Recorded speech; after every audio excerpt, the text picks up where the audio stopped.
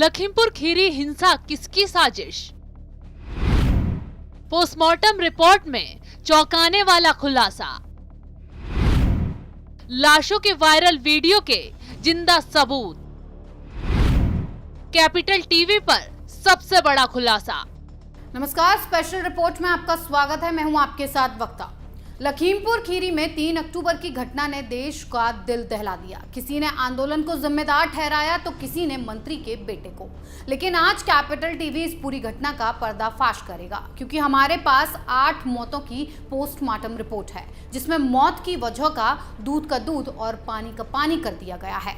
यहाँ उग्र हुए एक प्रदर्शन की वजह से 8 लोगों की जिंदगी खत्म हो गई। कई घरों के दिए बुझ गए तो कई घरों में मातम पसर गया। हर किसी ने मरहम के नाम पर राजनीति की। विपक्ष तो लाशों पर गिद्ध की तरह राजनीति करने के लिए टूट पड़ा। पिछले 3 दिनों में लखीमपुर खीरी के नाम पर जमकर ड्रामा हुआ।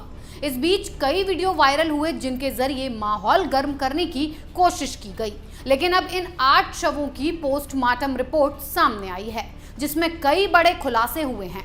एक एक करके हम आपको सभी की पोस्टमार्टम रिपोर्ट और मौत की वजह बताएंगे, क्योंकि कहा यह भी जा रहा था कि मौके पर गोलियां चली, जिसमें कई लोगों की मौत हो गई। लेकिन पोस्टमार्टम रिपोर्ट कुछ और ही कहती है। पोस्टमार्टम रिपोर्ट में कई चौंकाने वाली बातें सामने आई हैं, जिसमें घिसटने और चोटों के जख्मों के अलावा डंडों से पिटाई का भी पता चला है। हालांकि 8 लोगों में से किसी की भी मौत गोली लगने की वजह से नहीं बताई गई है, जैसा कि कुछ किसान दावा कर रहे थे। पोस्टमार्टम रिपोर्ट में बताया गया है कि किसानों की मौत जहां घिसटने और चोट लगने से हुई है, वहीं कुछ बीजेपी कार्यकर्ताओं की जान डंडे की चोट और पिटाई की वजह से गई। आइए बताते हैं किसकी मौत के पीछे क्या वजह पोस्टमार्टम रिपोर्ट में बताई गई है। पोस्टमार्टम रिपोर्ट में खुलासा। लवप्रीत सिंह की पोस्टमार्टम रिपोर्ट। घसीटने के अलावा कुछ और चोटों के निशान मिले हैं। मौत की वजह शॉक एंड हेमरेज है। छतर सिंह की पोस्टमार्टम रिपोर्ट। मौत से पहले चोट और घसीटने के निशान मिले हैं। मौत की वजह शॉक और हेमरेज रही। गुरविंदर सिंह, 2 चोटें जिसमें धारदार या नुकीले चीज से चोट पहुंचाई गई। घसीटने के भी निशान मिले हैं। मौत की वजह शॉक और हेमरेज रही।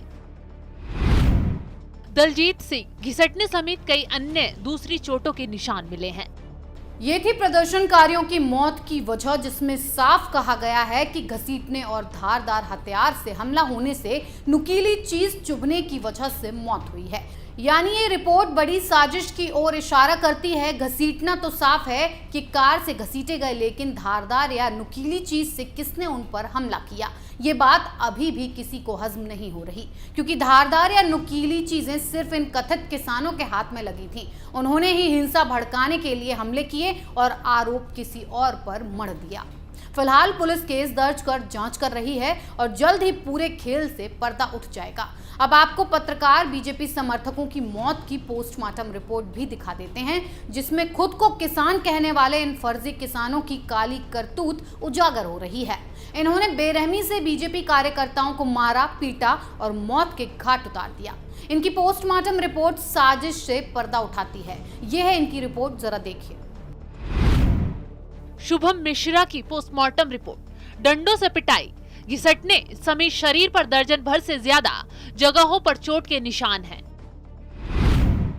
हरिओम मिश्रा की पोस्टमार्टम रिपोर्ट। डंडों से पिटाई, 1 दर्जन से ज्यादा जगहों पर चोटों के निशान।